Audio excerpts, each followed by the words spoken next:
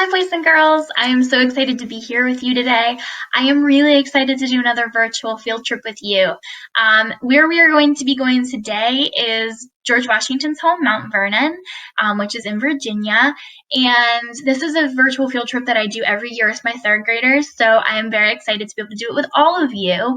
You'll all be able to experience it. It's awesome to just get a glimpse of history like this. And obviously, you know who George Washington is. So who is he? The first president, right? One of our founding fathers. He helped to write the Constitution, the Declaration of Independence. He was a general, really important person, right, in our history. So this is where he lived. And this house was actually, well, this land was in his family for generations. His great-great-grandfather actually bought it with a friend of his, and they split the land.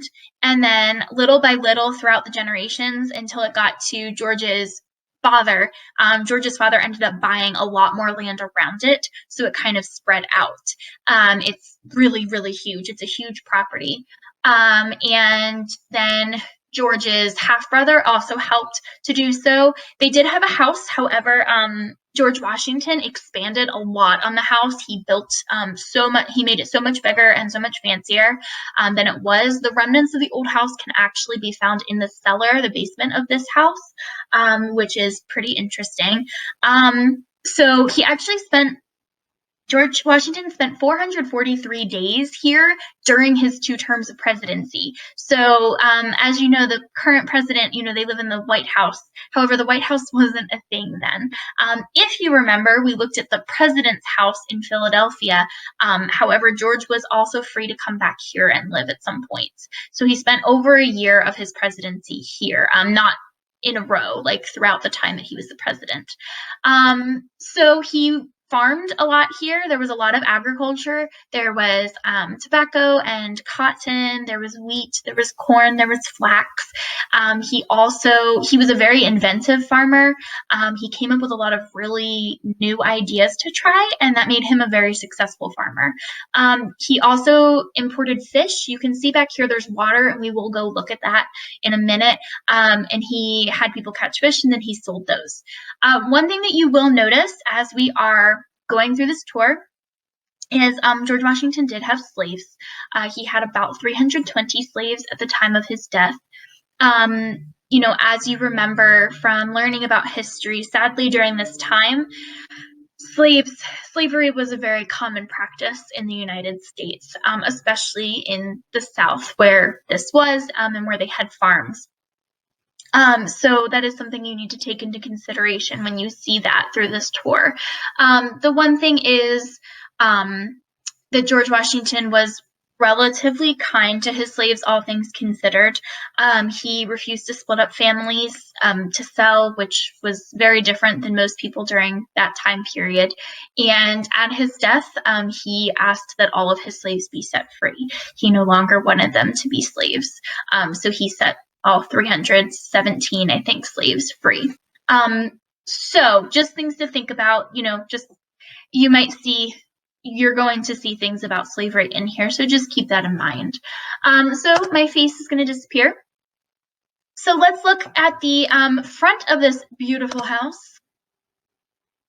So here we are, and we are at the front, the west front. So Washington designed it to greet and impress visitors. You could see it from a distance as you entered the west gate and approached the house, which is pretty cool. You know, obviously it's very big. So if we go, well, let me first show you around. We're going to look all around. It's beautiful. We are going to go to most of these places. However, these little circles are just little pieces of information. So like I'll show you, I'll click on it. So this is a piece of art that shows like the hustle and bustle, and it shows Mount Vernon. So sometimes these little circles are going to be art pieces or information. I'm not going to click on all of them simply because there's a lot and that would take us all day. However, if you ever come to this website and you search Mount Vernon virtual tour, please feel free to click on everything. So we will learn what a lot of those buildings are.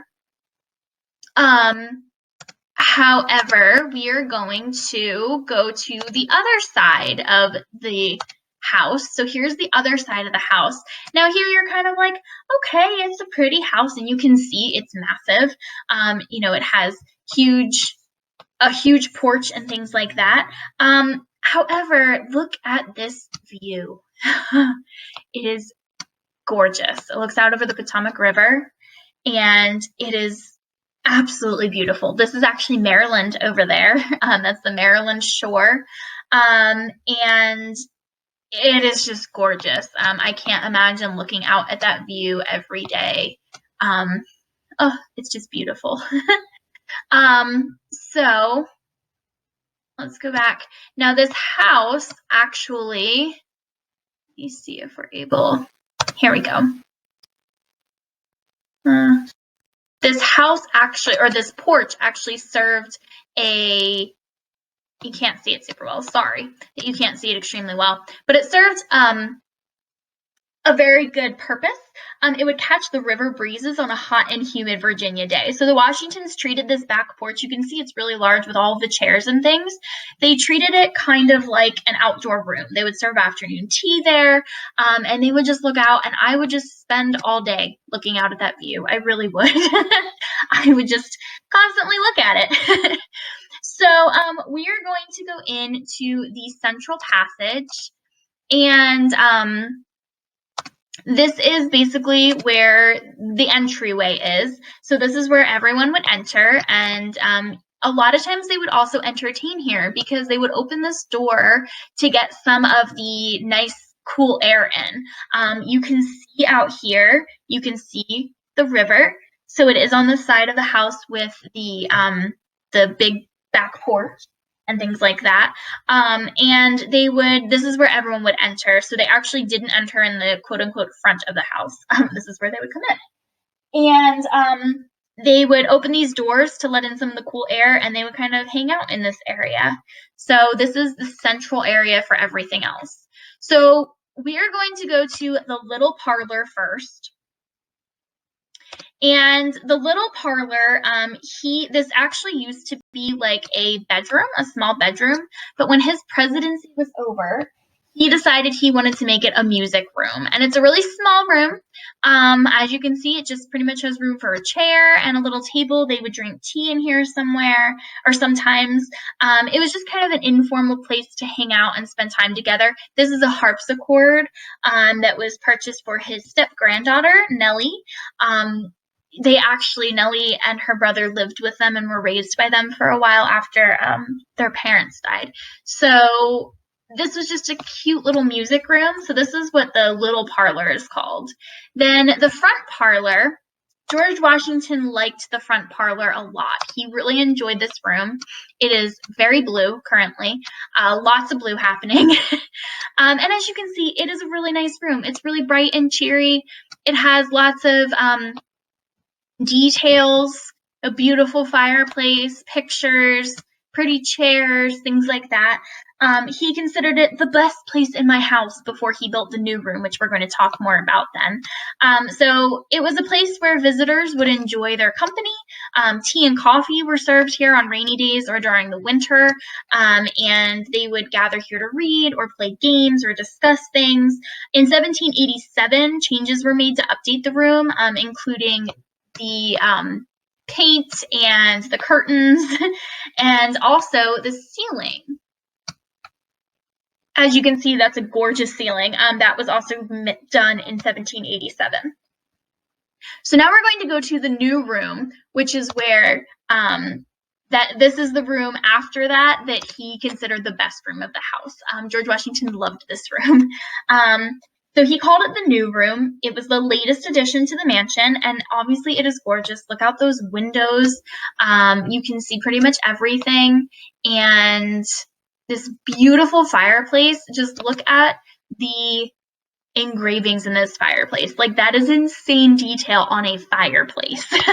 And the ceiling is also engraved. Let's look up there. So just look at this gorgeous ceiling. And all of the details, it had to do with agriculture because he was a farmer. He farmed. This was a farm plantation. So just all of the details. Look out at that gorgeous view. I can't get enough of this view.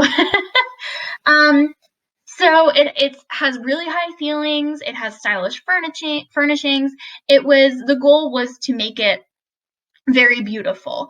And he also wanted all of the furniture there to be fine craftsmanship. So he bought all of the furniture very carefully. And it was meant to serve several functions.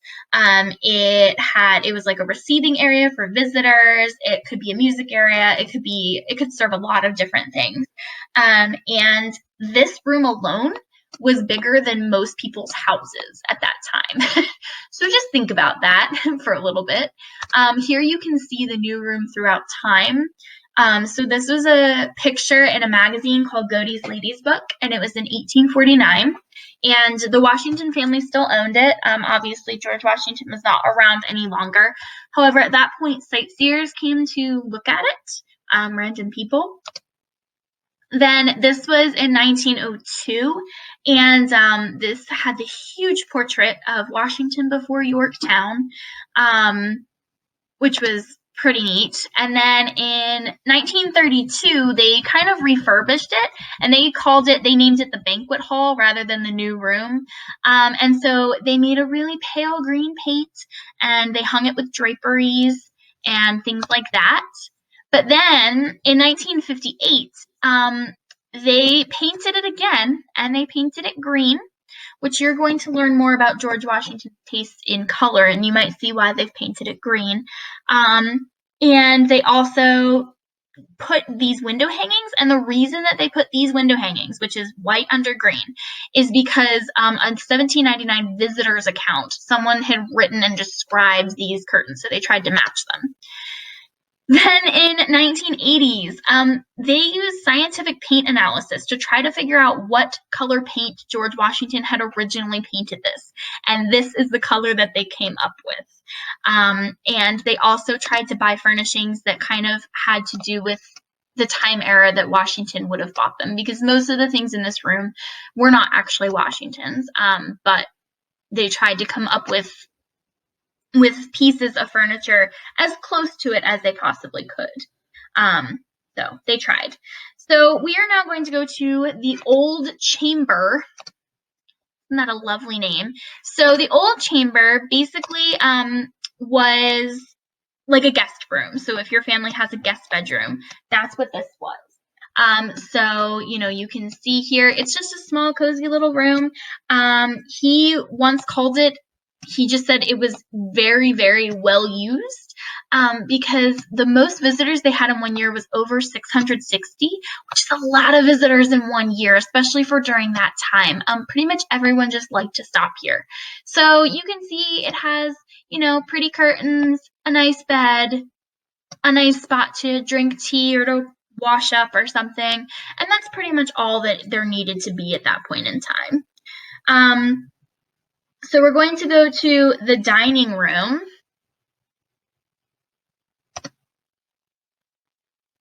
And the dining room is very green.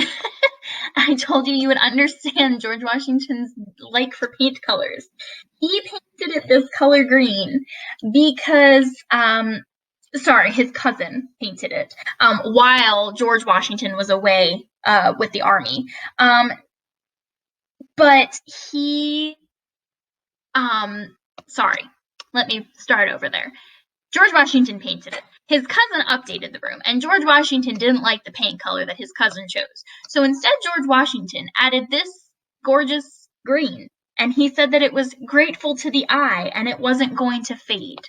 So George Washington didn't like the color his nice cousin had painted, which was like a nice tan, and instead, this is the color that George Washington chose.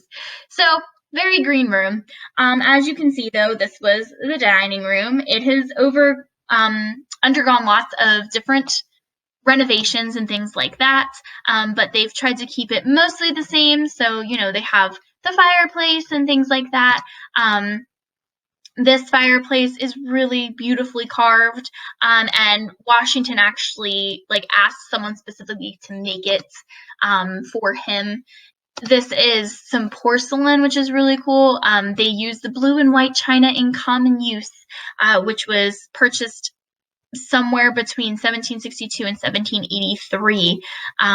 So this is what they used on a regular basis, which is really pretty.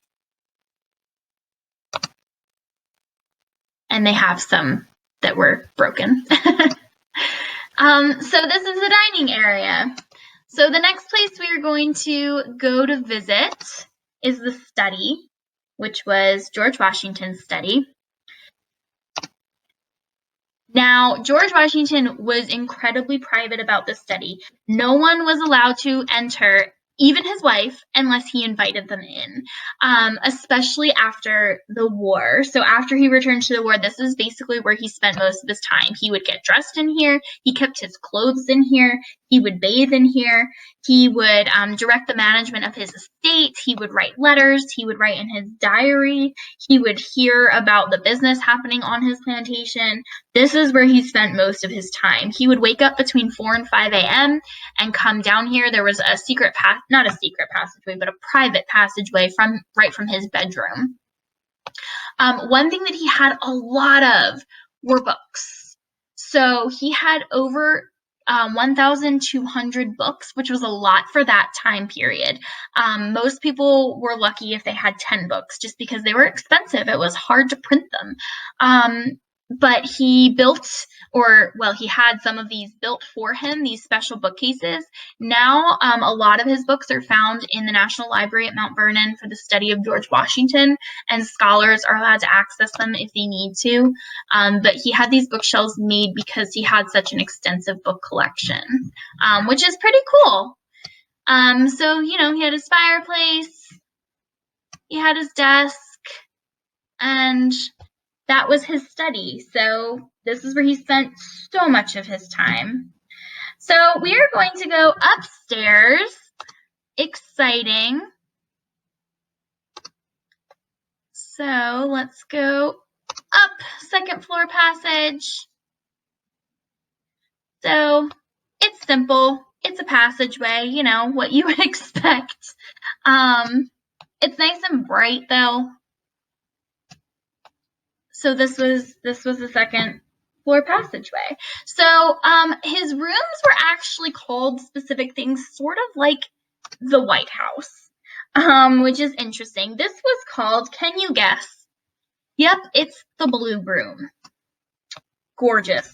It was originally part of the White Room, and he created 2 rooms out of it, though, this room and another room. So he utilized this room as like a storage room, and its woodwork was originally painted with gray paint. The room was also unheated. The fireplace was added later at the new construction, so originally this room was absolutely freezing during the winter. After 1776, this room became a bedchamber and was painted with the beautiful blue color seen today. So George Washington definitely liked very bold colors. Very bold colors. So this bed was really expensive and really fancy. Now, Mrs. Washington probably asked for it. She probably told George Washington to order it, but it was a very fancy bed at that point, very expensive. They wanted this room to be gorgeous and fancy. So this fireplace was added later, and most likely because the room is too cold to be a bedchamber if you weren't going to put some heat in it. So that's the Blue Room, which is very blue. Now, this is the other room this was the other room that they created out of the big room, the White Room that it had been. So Lafayette was a general who used to visit here, and he used to stay in this room a lot. So that's why it is called that. This is obviously a more basic room, except for the gorgeous bedspread. And once again, we're looking here. They were often chosen, they're English and French printed cottons, but they were supposed to be inspired by the really fancy ones from India. So once again, we have very bright color, and you can see that the chairs match and the curtains match, very matchy. However, this room is definitely substantially more subdued. So this is a story about him, about the Marquis. He was talking about being there, and he did spend a lot of time there. He was actually writing to his wife, and this is a painting of him visiting. This is of his wife, and that's him right there. So that's what this room is named after. So imagine visiting someone so much that you have a bedroom named after you. That's pretty impressive. I don't know that I'd ever want to visit someone that much. It's a lot. So now we're going to go to the chintz room. Let's see. Here we go. This was one of the fanciest bed chambers. It basically it looked over a bunch of the grounds, which was gorgeous. Also, the room's decor was based off of Asia. So as you can see, the view is beautiful. It looks out over everything. And it actually had, click on this, wallpaper discovery. So they found that there was actually wallpaper. This is the picture of it. So they know that it was a deep blue green and it had black outlines. And so they think it was probably leaves or petals. So they tried to kind of find something that was similar when they redid the room. So they did their best. So this is the sprig pattern. And in the 1790s, this was a very common wallpaper. Here's the original color. So they tried really hard to match it when they were redoing this. But the bed coverings and everything like that, it was inspired by the decorations of Asia at that time, which was seen as being very rich and wealthy and well off. So there's a crib for a baby. So do you think that she gave this crib to her grandchild when she gave birth to her first son? So that would be their great-grandchild.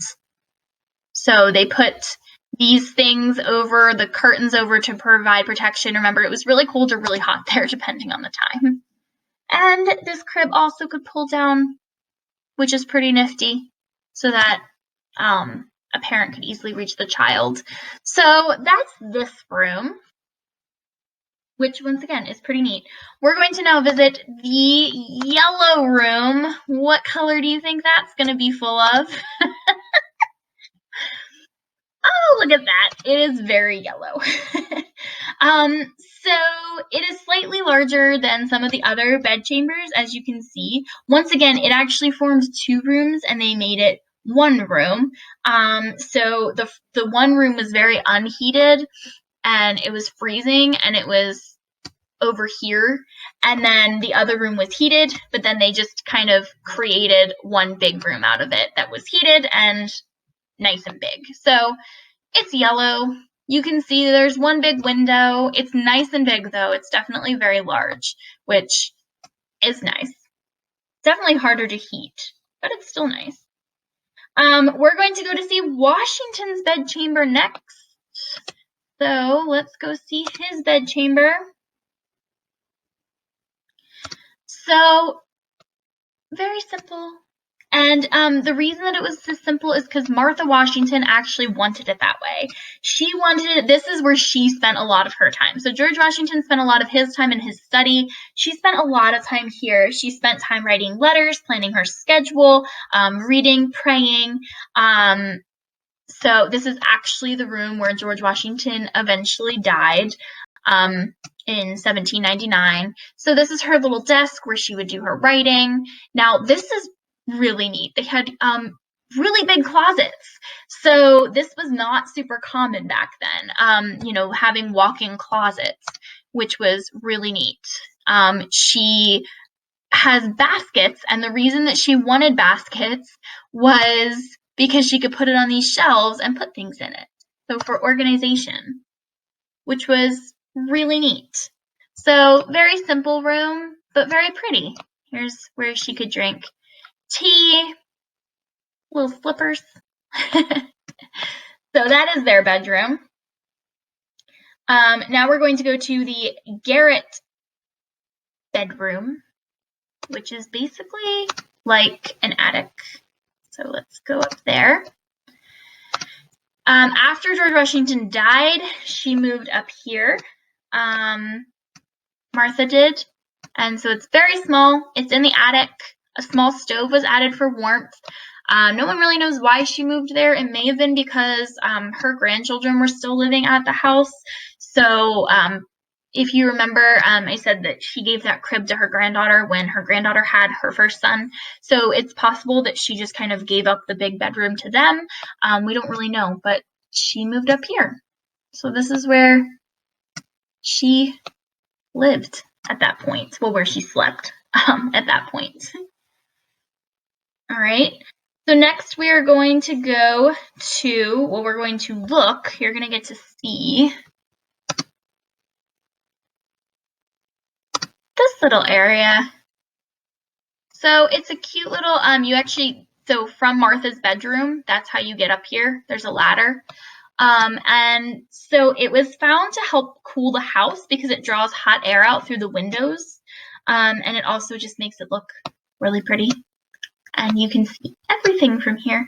So it's like sort of like a tower, which is pretty neat. So last in the house, we're going to go into the cellar, the basement. So they use the basement for lots of different things. They had a cellar kitchen, and they have lots of different storage areas and things like that. It's huge, as you can see. All kinds of stuff was stored here. So that's a dry storage well where they could store things. Dry storage rooms. There's the cellar kitchen. So this is what it looks like. It was a dining area for hired servants who were allowed to eat here. So that is where they would get to eat. And this is the cellar. Here is the cornerstone. So here they think that it was most likely LW, which was George Washington's older half-brother. They don't know exactly when he made it or anything, but it is now actually removed. But they put an exact copy in there. So now we're going to go to the outbuildings. So we're going to go outside. And we're going to start with the kitchen. And yes, you heard right. The kitchen was outside. They kept the kitchen outdoors during that point, and which is obviously very different to what we currently do. So here we're going to look around. And hired housekeepers and slaves would work in there. Martha Washington would oversee it. They placed the kitchen in a separate building so that the noise and the heat and things wouldn't bother anybody. So it was its own separate little building, which is obviously very different. They had a bake oven. There's their little oven. So this is to make a cake. So this is actually a recipe. The slaves would actually get up at 4 every morning, and they would start everything. So Martha Washington would plan the menus for the day, and everyone loved eating there. Apparently, it was really good food, and they did a great job of being hosts. So we're going to go to the servants' hall next.